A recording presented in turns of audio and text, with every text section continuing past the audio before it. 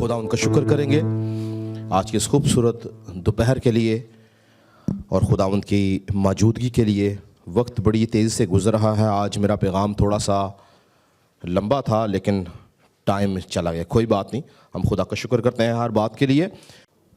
کلام مقدس کی طرف چلیں گے، اور جیسا کہ آپ سب جانتے ہیں کہ ہم پچھلے 2 ہفتوں سے قوم بنی اسرائیل کی تاریخ کے بارے میں سیکھ رہے ہیں، اور آج اس کا آخری پیغام ہے۔ چیزیں بہت سی ہیں جو میں اس کو آگے بھی لے کے جا سکتا تھا، لیکن چونکہ کرسمس کا سیزن شروع ہو جائے گا تو میں نے اس لیے کوشش کی کہ میں جتنا کچھ آپ کو ان 2 ہفتوں میں بتا سکوں، اور ہم نے ان 2 ہفتوں میں 7 باتیں سیکھی۔ میں اس کو رپیٹ کروں گا 1 منٹ کے اندر۔ ہم نے بلاہٹ کو سیکھا کہ خدا کی جو قوم ہے وہ قوم بنی اسرائیل ہے جس کو خدا نے بلایا ہے۔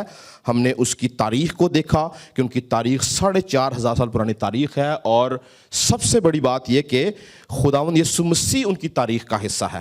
تیسری اہم بات ہم نے سیکھی کہ وہ جو اپنے ارد گرد کی قوموں کو جو کہ غیر قومیں مانی جاتی ہیں وہ کیوں مارتے ہیں؟ کیا یہ اپنے حکم سے مانتے ہیں یا کلام کی رو سے ان کو مارتے پیٹتے ہیں؟ تو بائبل مقدس میں ہم نے بہت سے حوالہ جات ایسے پڑھے جس کے اندر خدا ان کو اجازت دیتا ہے یہ کرنے کی۔ چوتھی بات ہم نے یہ دیکھی کہ خداوند یسوع مسیح کا انہوں نے انکار کیوں کیا۔ تو ہم نے دیکھا کہ خدا نے ان کا دل سخت کیا، اور انہوں نے اپنی مرضی سے نہیں خدا کا انکار، یسوع مسیح کا انکار کیا، بلکہ خدا کی مرضی سے انہوں نے یسوع مسیح کا انکار کیا۔ 5ویں بات ہم نے یہ دیکھی کہ خدا آج تک ان کی جسمانی اور روحانی حفاظت کر رہا ہے۔ جسمانی اور روحانی، میں نے آپ کو ڈیٹیل میں بتایا تھا کہ کس طرح سے خدا روحانی طور پہ ان کو بچاتا آ رہا ہے، اور جسمانی طور سے بھی دنیا کی بے شمار قوموں نے کوشش کی کہ قوم بنی اسرائیل کو صفحہ ہستی سے مٹا دیا جائے، لیکن آج بھی وہ قائم ہے کیونکہ ان کے پیچھے خدا کھڑا ہوا ہے۔ ہیلیلویا۔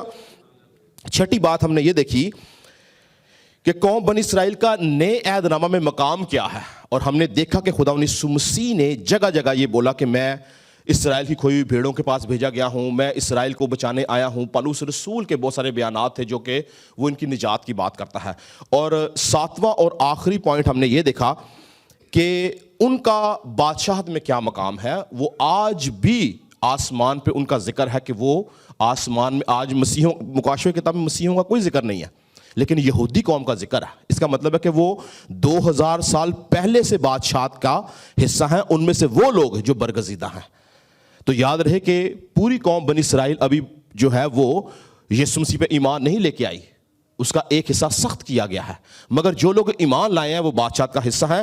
آج اس پیغام کے اندر جو آخری چیز ہم سیکھیں گے اس پیغام کی، وہ یہ ہے کہ ان کی نجات جو ہے وہ یقینی ہے۔ میری بات کو دھیان سنیں، ان کی نجات کیا ہے؟ یقینی ہے، وہ 110% نجات پائیں گے۔ آج ہم بائبل مقدس میں سے اس بات کو دیکھیں گے اور سیکھیں گے، کیونکہ کلام مقدس ان کو برگزیدہ قوم کہتا ہے۔ کلام مقدس جو ہے ان کو خدا کی قوم کہتا ہے، اور ان کی نجات جو ہے وہ یقینی ہے۔ اور ان کی نجات کے لیے سب سے بڑی بات پتہ کیا ہے؟ آئے گا کون ان کو نجات دینے کے لیے؟ یسوع مسیح خداوند۔ یاد رکھیں، ایمانداروں کا ایمان ہے، اور کلام مقدس اس بات کو واضح طور پر بیان کرتا ہے کہ یسوع مسیح کی ایک آمد اور ہے۔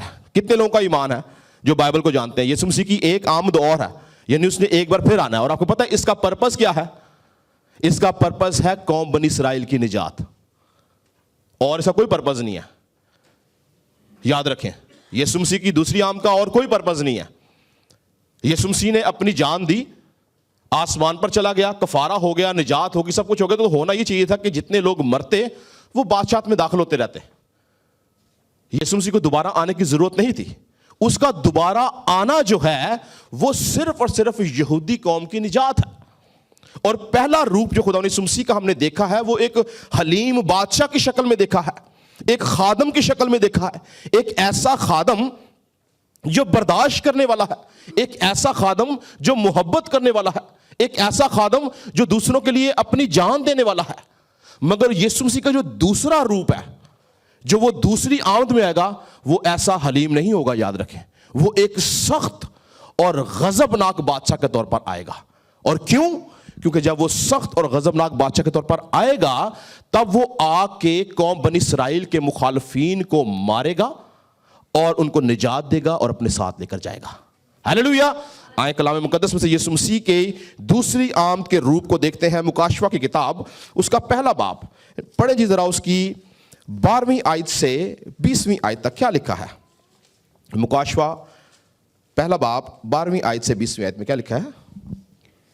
جس نے اس آواز دینے والے کو دیکھنے کے لیے منہ پھیرا جس نے مجھ سے کہا تھا, اور پھر کر سونے کے 7 چراغدان دیکھے, اور ان چراغدانوں کے بیچ میں آدم ذات سا ایک شخص دیکھا جو پاؤں تک کا جامہ پہنے اور سونے کا سینہ بند سینے پر باندھے ہوئے تھا.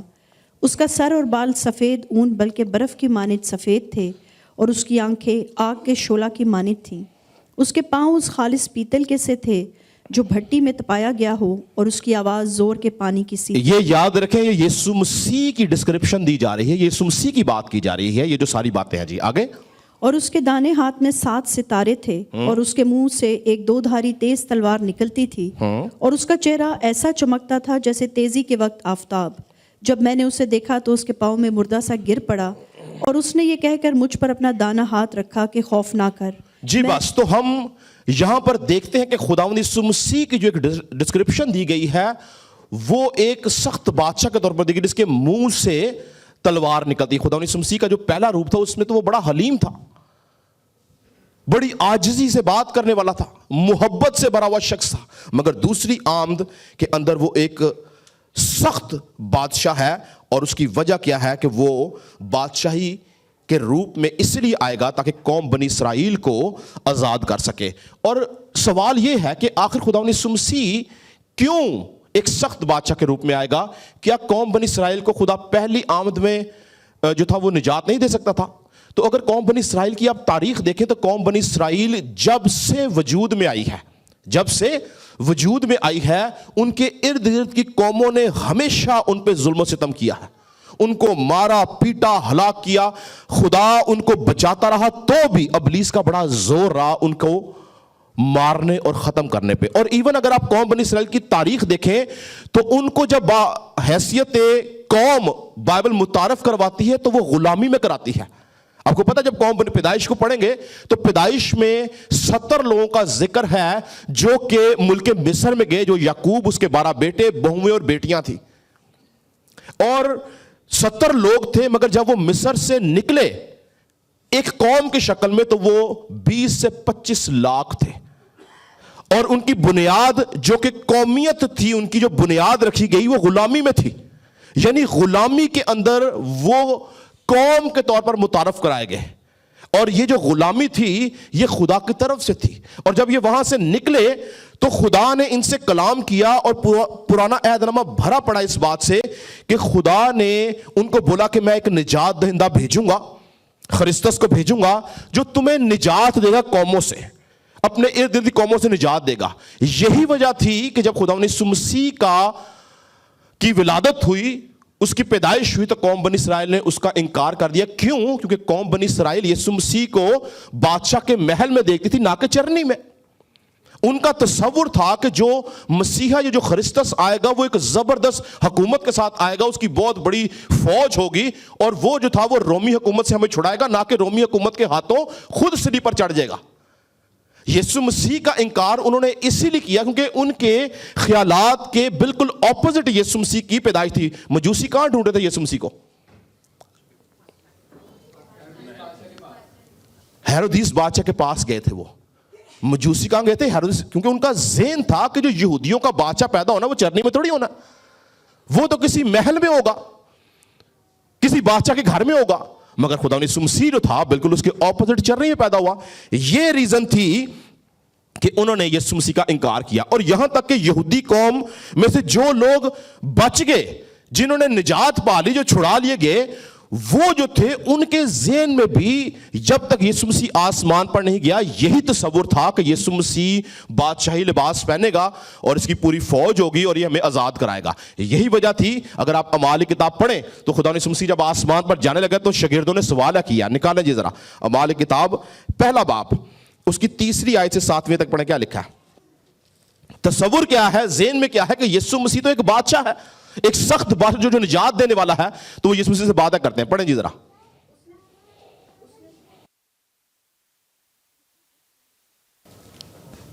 اس نے دکھ سہنے کے بعد بہت سے ثبوتوں سے اپنے آپ کو ان پر زندہ ظاہر بھی کیا، چنانچہ وہ 40 دن تک انہیں نظر آتا اور خدا کی بادشاہی کی باتیں کہتا رہا، اور ان سے مل کر ان کو حکم دیا کہ یروشلم سے باہر نہ جاؤ، بلکہ باپ کے اس وعدہ کے پورا ہونے کے منتظر رہو جس کا ذکر تم مجھ سے سن چکے ہو، کیونکہ یوحنا نے تو پانی سے بپتسمہ دیا، مگر تم تھوڑے دنوں کے بعد روح القدس سے بپتسمہ ہاں جی، تو یہاں پہ سوال ہے کہ گیا جی تو کب، پڑھیں دوبارہ،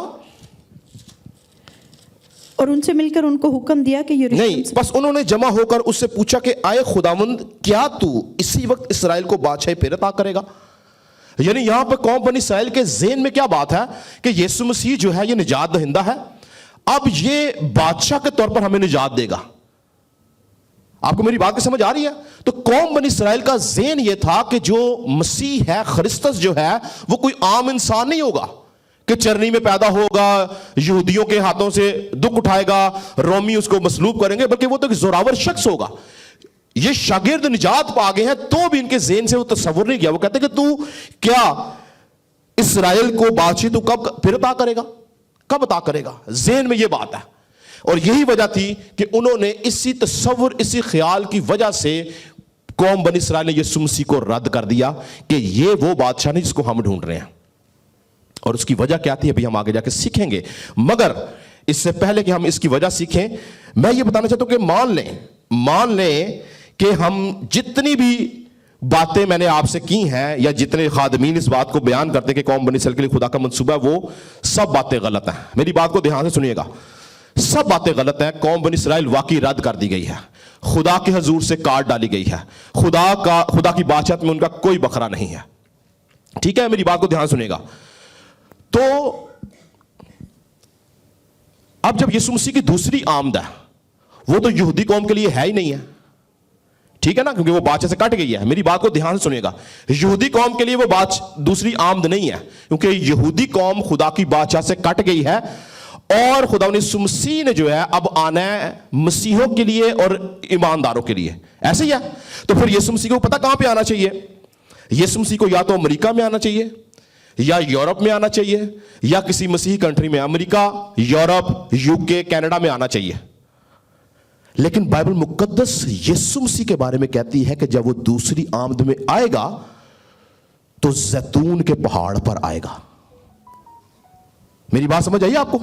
یعنی اگر وہ رد کر دیے گئے ہیں، ان کا بادشاہ سے نام کاٹ دیا گیا ہے، تو یسوع مسیح ان کے شہر اور ان کے پہاڑ پر کیوں آ رہا ہے؟ سوچنے والی بات ہے نا۔ ریزن، کیونکہ وہ آج بھی خدا کے منصوبے میں ہے۔ ہیلیلویا!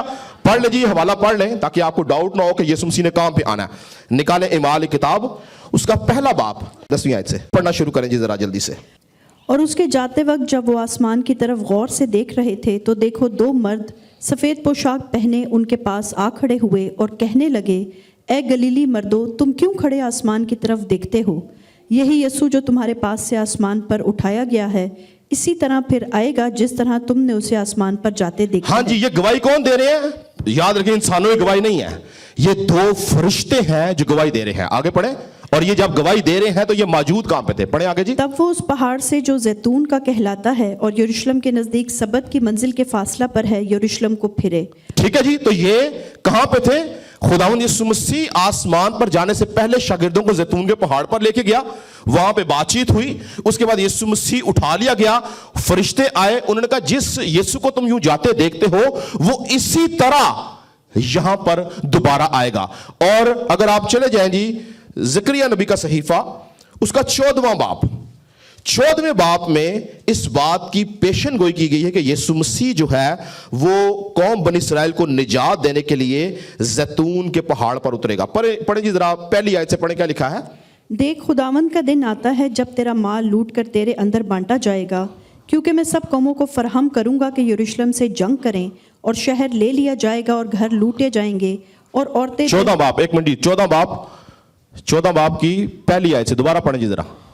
دیکھ خداوند کا دن آتا ہے جب تیرا مال لوٹ کر تیرے اندر بانٹا جائے گا، کیونکہ میں سب قوموں کو فراہم کروں گا کہ یروشلم سے جنگ کریں، اور شہر لے لیا جائے گا اور گھر لوٹے جائیں گے، اور عورتیں بے حرمت کی جائیں گی، اور آدھا شہر اسیری میں جائے گا لیکن باقی لوگ شہر ہی میں رہیں گے۔ تب خداوند خروج کرے گا اور ان قوموں سے لڑے گا جیسے جنگ کے دن لڑا کرتا تھا، اور اس روز وہ کوہ زیتون پر جو یروشلم کے مشرق میں واقع ہے کھڑا ہوگا، اور کوہ زیتون بیچ سے پھٹ جائے گا۔ ٹھیک ہے جی، اس حوالے کو ہمارے پاس ٹائم نہیں ہے، اس حوالے کو اگر پورا پڑھیں گے تو خداوند یسوع مسیح کا جلال، اس کا ظہور، اس کی موجودگی، اس کی آمد آپ کو اس باب میں نظر آئے گی کہ کیسے وہ کوہ زیتون کے اوپر آئے گا، اور آ کے پرپس کیا ہے؟ قوم بنی اسرائیل کو ارد گرد کی قوموں سے پروٹیکٹ کر کے نجات دے کے آسمان کی بادشاہت میں لے کے جائے گا۔ ہیلیلویا! یہ ساری کی ساری باتیں کلام مقدس میں ہیں، میں اپنے سے کوئی بات نہیں کہہ رہا، یاد رکھیے گا جتنی باتیں میں آپ کو بتا رہا ہوں کلام مقدس کے اندر پیشن گوئی کے طور پر لکھی گئی ہیں، اور اگر ہم ان پیشن گوئیوں سے نظر پھیرتے ہیں تو اس میں پھر خدا کا، روح القدس کا، یا علماء کا، یا خدا کے خادمین کا کوئی قصور نہیں ہے، یہ آپ کے ذہن کا قصور ہے جو آپ اپنی سوچ سے ان کو ریبیوک کرتے ہیں، یا ان کے اوپر لعنت بھیجتے ہیں، یا یہ کہتے ہیں کہ جی وہ خدا کے حضور سے کاٹ ڈالی گئی ہیں۔ یاد رکھیں، میں دوبارہ بولوں گا، خدا کا کلام واضح کہتا ہے بائبل مقدس کے اندر، اس بائبل مقدس کو یاد رکھیں، 3 بڑے مذاہب مانتے ہیں، یہودی، پرانے عہد نامہ کی بات کر رہا ہوں، مسیحی اور ہمارے مسلمان بہن بھائی، ان کا بھی ایمان ہے کہ توریت جو ہے وہ آسمانی کتاب ہے، اور توریت کے اندر کلیئر لکھا ہے کہ جو کوئی اسرائیل پر لعنت کرے گا وہ لعنت کا وارث ہوگا، جو کوئی اسرائیل کے لیے برکت چاہے گا وہ برکت کا وارث ہوگا۔ آپ نظر دوڑا کے دیکھیں، ان قوموں پہ جو اسرائیل پر لعنت کرتی ہیں وہ آج بھی لعنت کے اندر ہیں، اور جو اسرائیل کے لیے برکت چاہتی ہیں وہ بابرکت قومیں ہیں اس دنیا کے اندر۔ ہیلیلویا! آئیں خدا ان کے جلال کے لیے تالیاں بجائیں گے۔ خدا کا کلام زندہ اور مؤثر ہے، اور ہر دور میں وہ ہمیں فتح مندی کے ساتھ نظر آتا ہے۔ خدا کے وعدے سچے ہیں، اور اگر ہم یہ کہیں کہ خدا کا وعدہ جو قوم بنی اسرائیل سے تھا وہ ختم ہو گیا ہے، تو اس کا مطلب ہے کہ ہم اس بات کی بھی ہمیں اس بات کی کوئی گارنٹی نہیں ہے کہ میں اور آپ بھی آسمان پر جائیں گے، کیونکہ ہم سے وعدہ یسوع مسیح کے وسیلہ سے ہوا ہے۔ اگر خدا وعدوں کا سچا خدا نہیں ہے اور اس نے ابراہیم سے کیے وعدے کو بھلا دیا ہے، تو وہ یسوع سے کیے وعدے کو بھی بھلا دے گا۔ خدا جو ہے، یاد رکھیں، وعدوں کا سچا خدا ہے، اور جو وعدہ خدا کرتا ہے، خدا نے قوم بنی اسرائیل سے وعدہ کیا تھا کہ میں اس قوم کو ملک مصر کی غلامی سے چھڑاؤں گا، اور بائبل میں 1 نہیں 4 حوالہ جات ملتے ہیں جس میں جو وقت خدا نے دیا تھا، 430 سال کا وقت دیا تھا کہ 430 سال یہ غلامی کریں گے، اور 430 سال کی غلامی کے بعد ایگزیکٹ ٹائم پہ خدا نے قوم بنی اسرائیل کو غلامی سے چھڑا لیا۔ کیوں؟ کیونکہ خدا وعدوں کا سچا خداوند ہے۔ ہیلیلویا! وہ جو وعدہ لکھا کہ وہ انسان نہیں کہ بھول جائے، نہ وہ آدم ذات ہے کہ اپنا ارادہ بدلے۔ خدا نے جو وعدہ کیا ہے وہ ہزاروں سال اس پر قائم رہتا ہے، اور قائم نہیں رہتا بلکہ پورا کرنے کی قدرت رکھتا ہے۔ اگر خدا نے وعدہ کیا ہے قوم بنی اسرائیل کی نجات کا، تو یاد رکھیں کہ بائبل مقدس میں وہ وعدے جو وہ پورے کرتا آیا ہے، یہ وعدہ بھی وہ پورا کرے گا، اور بنی اسرائیل قوم کو وہ نجات دے گا۔ پھر ہم دیکھتے ہیں کہ پرانے عہد نامہ کے اندر، یہ بڑی خاص بات کرنے کو دھیان سے سنیے گا، پرانے عہد نامہ کے اندر میں نے کئی دفعہ پیغامات کے اندر آپ کو بتایا کہ جتنا کچھ دنیا میں ہو رہا ہے یہ سب پہلے بھی ہو چکا ہے۔ جس طرح امثال آواز کی کتاب میں کہتا ہے کہ جو کچھ ہو گیا ہے وہی دوبارہ گزر رہا ہے۔ تو خدا نے یسوع مسیح کو اس سے پہلے کہ جسمانی طور سے بھیجتا، اس کی بہت سی جھلکیں ہمیں پرانے عہد نامہ میں دی ہیں۔ آپ کو یاد ہوگا میں نے آپ کو اسحاق کی قربانی کے بارے میں بتایا، اسحاق کی قربانی یسوع مسیح کو ظاہر کرتی تھی۔ میں نے آپ کو موسیٰ کے بارے میں بتایا تھا کہ موسیٰ جو تھا وہ ایک نجات دہندہ کے طور پر یسوع مسیح کو ظاہر کرتا تھا۔ میں نے آپ کو ملک صدق کے بارے میں بائبل مقدس میں سے بتایا کہ ملک صدق خدا یسوع مسیح کو ظاہر کرتا تھا۔ اور اس کے بعد ایک خاص شخصیت ہم بائبل میں دیکھتے ہیں، یوسف کے بارے میں نے آپ کو ایک دفعہ پہلے بتایا کہ یوسف کا جو کردار تھا وہ یسوع مسیح کو ظاہر کرتا تھا۔ اور آپ کو پتا ہے یوسف کی کہانی اور یوسف کے کردار میں، میری بات دھیان سنیے گا، مس نہیں کرنا، یوسف کی کہانی اور یوسف کے کردار کے اندر قوم بنی اسرائیل کی رہائی کا منصوبہ چھپا ہوا ہے۔ اب آپ سوچیں گے یہ کیسے ہے؟ یوسف کی کہانی کتنے لوگوں کو یاد ہے؟ ہاتھ کھڑا کریں۔ یوسف کی کہانی اور یسوع مسیح کی کہانی بالکل سملر ہے۔ یسوع مسیح کتنے شاگرد تھے؟ यूसुफ कितने भाई थे? यूसुफ कितने पैसों में बेचा गया? 30 रुपए में। यीशु मसीह कितने पैसों में बेचा गया? यूसुफ के साथ कैद खाना में कितने लोग थे? एक बादशाह का साकी और एक नानबाज। तो एक जो था वो ख्वाब देखने की वजह से रिहा किया गया और एक मार दिया गया। ऐसी तरह यीशु मसीह कितने लोग लटकाए गए थे? एक निजात पा के आसमान पे चला गया, एक मार दिया गया। यूसुफ जो था वो गैर कौमों में बेचा गया। यीशु मसीह को किन्होंने सलीब चढ़ाया था? यहूदी कौम तो थी, लेकिन हुकूमत किसकी थी? गैर कौम यानी रोमी थे। यूसुफ जो था जब वो अपने बाप के घर से निकला तो उसके बारे में बाइबल कहते हैं कि वो अपने बाप का प्यारा था। यीशु मसीह के बारे में भी लिखा कि वो अपने बाप का प्यारा था। यूसुफ जो था उसने गैर कौम की औरत से शादी की, यानी मिस्री औरत से शादी की। यीशु मसीह की दुल्हन कौन है? यहूदी नहीं है, अभी गैर कौम में यीशु मसीह की दुल्हन है। यूसुफ जो था वो बेशुमार दुनिया के लिए जब काल पड़ा तो खाने का इंतजाम करने का वसीला बना। उसने बेशुमार कौमें जो भूखी थी उनको खाना खिलाया। यीशु मसीह ने बेशुमार लोगों को खाना खिलाया। यूसुफ जब बेच दिया गया तो उसके भाई समझते थे कि वो मर गया। पता नहीं इस बात का। उसका बाप कहता था कि वो मर गया, वो जिंदा नहीं है, जबकि वो जिंदा था और गैर अक़वाम के लिए बरकत का बाइस था। यीशु मसीह जब आया तो यहूदी कौम ने उसको मारा पीटा, मार दिया। यहूदी कौम आज भी कहती है कि यीशु मसीह जिंदा नहीं, मर गया, जबकि यीशु मसीह क्या है? यीशु मसीह आज भी जिंदा है। हालेलुया। वो जितना कुछ आपको अच्छा फिर और सुने, ये जितना मैं कुछ बता रहा हूं ये यीशु मसीह के बारे में तो है ही है, लेकिन याद रखिए यहूदी कौम का भेद इसमें छुपा हुआ है। अच्छा, उस वक्त यूसुफ ने इससे पहले कि अपने भाइयों को वो पालता, जब काल पड़ा तो मिस्रियों को पाल रहा था। आपको पता पूरा इंतजाम जो खाने पीने का था वो किसके पास था? यूसुफ गैर कौमों को फीड कर रहा था, गैर कौमों को पाला था। इसी तरह से यीशु मसीह इससे पहले कि अपने भाइयों को निजात दे, उसने गैर कौमों को निजात दी है। मेरी बात समझ आ रही है? ये बातें हाथ साथी नहीं है, ये कलाम मुकद्दस में पहले से मेंशन किए ताकि हम किरदार समझें, हम खुदा के भेदों को समझें, खुदा के मुकाशफात को समझें कि खुदा ने हर चीज की तस्वीर पहले से दे रखी है। फिर यूसुफ जो था, यह बड़ी अहम बात है, सुने। यूसुफ जो था, यूसुफ जब हाकम बन गया तो उसकी उम्र 30 साल थी। यीशु मसीह ने जब खिदमत शुरू की, क्या उम्र थी उसकी? 30 साल थी। यूसुफ जब हाकम बन गया और उसके भाई उसके पास आए, तो अगर आप बाइबल को पढ़ने वाले हैं, अगर आपको यूसुफ की स्टोरी याद है तो याद रखें कि यूसुफ ने पहली बार उनके ऊपर अपना आप जाहिर नहीं किया। क्यों जी? कि पहली बार किया था? यीशु मसीह ने भी पहली बार अपना आप यहूदियों पर जाहिर नहीं किया। कब करेगा?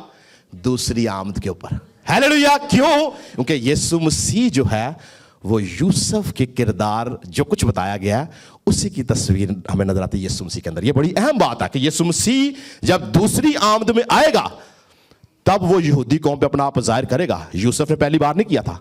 पहली बार उसने बोला तुम तो जासूस हो, तुम जासूसी करने आए हो, और उसने छोटे भाई को रख लिया, बोला जाओ अपने बाप को बुला के लाओ।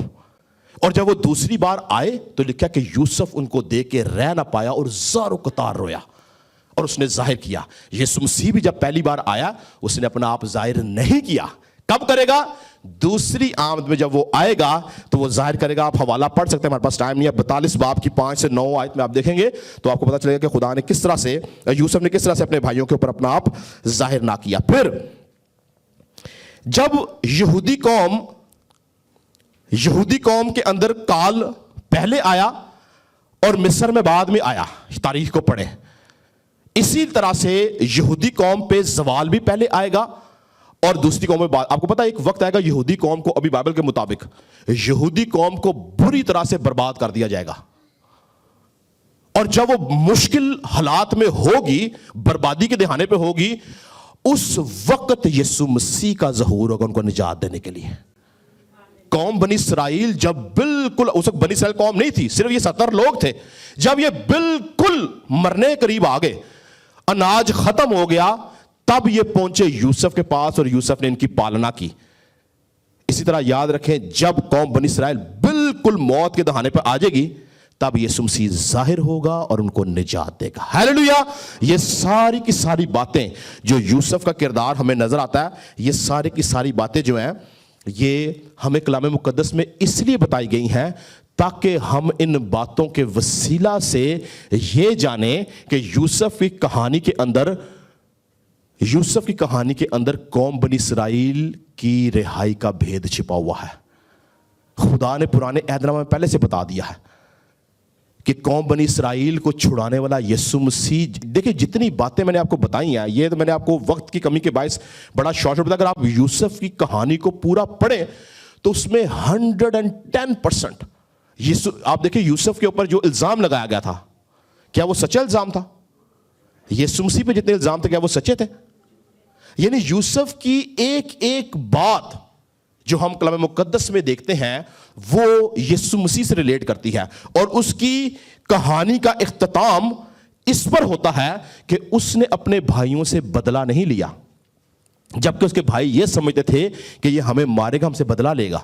مگر یوسف نے بدلہ نہیں لیا, بلکہ کیا کیا, اس نے ان سے محبت کی, ان کو چوما, گلے لگایا اور ان کو جشن کے علاقہ میں بسایا, اور اس نے بولا کہ میں تمہاری بلکہ تمہاری اولادوں کی بھی پرورش کروں گا. تو یسوع مسیح جو کہ یوسف تو اس کا عکس ہے, یسوع مسیح تو حقیقی نجات دہندہ ہے. کیا جو کچھ عکس میں بتایا گیا ہے وہ حقیقت میں نہیں ہوگا؟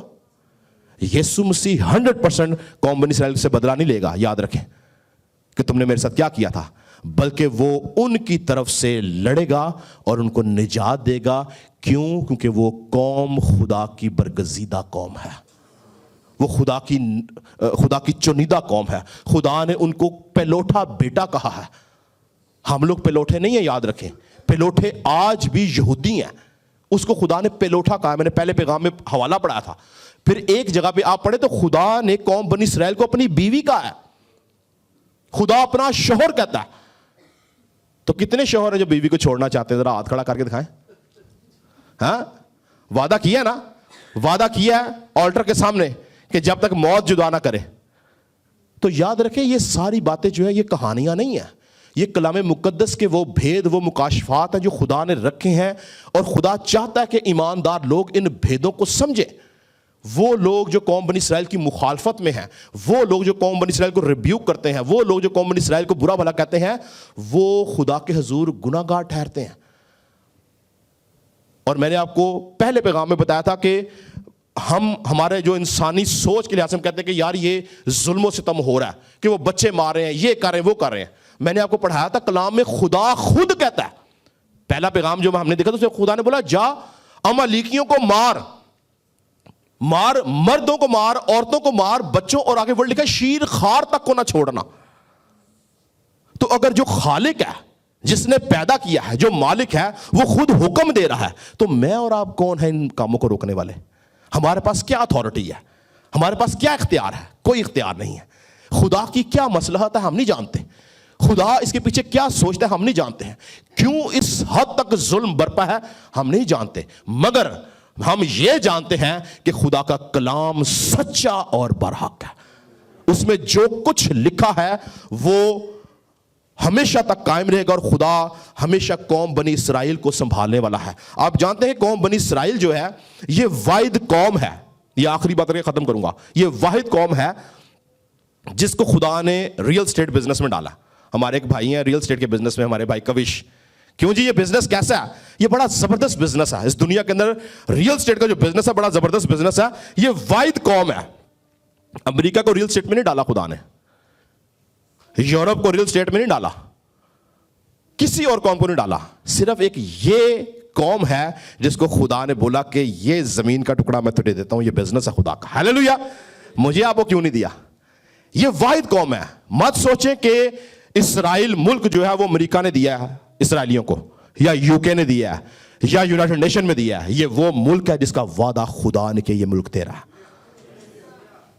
اتنی بڑی برکت ہے, اتنی بڑی برکت, زمین کی برکت, اور اس زمین کی برکت کے پیچھے خدا خود کھڑا ہوا ہے, اور دنیا کی کوئی طاقت ان سے وہ برکت نہیں چھین سکتی ہے. حالانکہ دنیا نے بڑا زور لگایا, بڑی دنیا نے ان کو مارا مٹایا, اور وہ تتر بتر بھی ہوئے. अपनी नाफरमानियों की वजह से, मगर चूंकि खुदा का वादा है वो आटे में नमक के बराबर है, मगर पूरी दुनिया पे हुकूमत करते हैं। वजह, वो हिस्सा जो है वो खुदा ने खुद उसकी रजिस्ट्री बना के उनको अलॉट की है। मैं और आप कैसे उनसे ये ले सकते हैं, या कोई कौम कैसे छीन सकती है उससे? सोच के बताएं। जो चीज खुदा ने आपके नाम पे कर दी है, क्या दुनिया की कोई ताकत छीन सकती है? नहीं, क्योंकि जब खुदा किसी को कोई बरकत देता है तो याद रखे खुदा कुदरत के साथ उस बरकत के पीछे ठहरा रहता है, संभालता है। भले वो, और अगर आप पढ़े खरूज की किताब में लिखा है कि खुदा ने मूसा को कहा कि जब तुम मुल्क कनान में चले जाओ तो ये मत सोचना कि तुमको बहुत बड़ी कौम थे, तुम बड़ी अजीम कौम थे, या तुम बड़े ईमानदार बड़े बरगजीदा थे, बल्कि तुम तादाद में बहुत कम थे, पर मैंने तुमसे मोहब्बत की, इसलिए मैंने तुम्हें ये हिस्सा बख्शा है।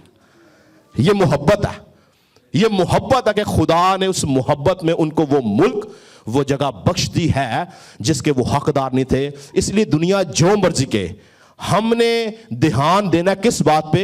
खुदा के कलाम पे। खुदा का कलाम है कहता है। इसलिए अजीजों, आखिरी बात करके खत्म करूंगा। जितनी कंट्रोवर्सीज चल रही हैं, मैं आपको सिर्फ एक बात बताना चाहता हूं, जो कुछ खुदा का कलाम कहता है, हमें ईमानदार होते हुए कलाम पर तवज्जो देनी है। बहुत सारे खादमीन कलाम की तफसीर भी तोड़ मरोड़े करते हैं, मैं नहीं जानता कि वो किस हिसाब से करते हैं, लेकिन मैं ये जानता हूं कि खुदा का कलाम जो है, जब आप उसको रूह कुदस की रहनुमाई से समझेंगे और बयान करेंगे, वो आपका जहन भी खोलेगा और आपके दिल में समझ को पैदा करेगा। पर जब आपने क्रिटिसिज्म करना है या किसी को नीचा दिखाना है, तब पंजाबी कहते हैं ना, बलीज ताड़ी मत मारेगा। तो वो जिस तरह मत मारी से आप कलाम सुनाएंगे, बेशुमार लोग जो हैं वो बेशुमार लोगों को खराब कर रहे हैं, इस बारे में कौम बनी इसराइल के खिलाफ कर रहे हैं। लेकिन मैं खुदा का खादम होता हुआ, चूंकि मैं बाइबल टीचर भी हूं, खुदा का खादम होता हुआ कलाम को जो मैं थोड़ा बहुत समझता हूं, उसके मुताबिक जितना कुछ पाक रूह ने मुझे बताया है, मैं एक बात जानता हूं कि कौम बनी इसराइल खुदा की बरगजीदा कौम है, खुदा के मंसूबे में है, खुदा की चुनीदा कौम है, खुदा ने उसके साथ निजात का वादा किया है। यीशु मसीह, हमने हवाला जात पढ़े हैं, यीशु मसीह उनकी निजात के लिए आएगा, और जब यीशु मसीह उसकी निजात के लिए आएगा, तब दुनिया की कोई ताकत उनको निजात से रोक नहीं सकेगी, क्योंकि निजात दहिंदा उनके दरमियान में बादशाह की शक्ल में मौजूद होगा, जिस तरह वो उसको देखना चाहते हैं। और लिखा कि हर घुटना उसके आगे झुकेगा, हर जुबान ये इकरार करेगी कि यीशु ही खुदावंद है। और लिखा जिन्होंने उसको छेदा वो भी उसको देखेंगे, यानी यहूदी कौम भी देखेगी और इकरार करेगी कि बेशक यीशु मसीह खुदावंद है और वही निजात दहिंदा है। Praise God. खुदा सबको बरकत दे जी। God bless you.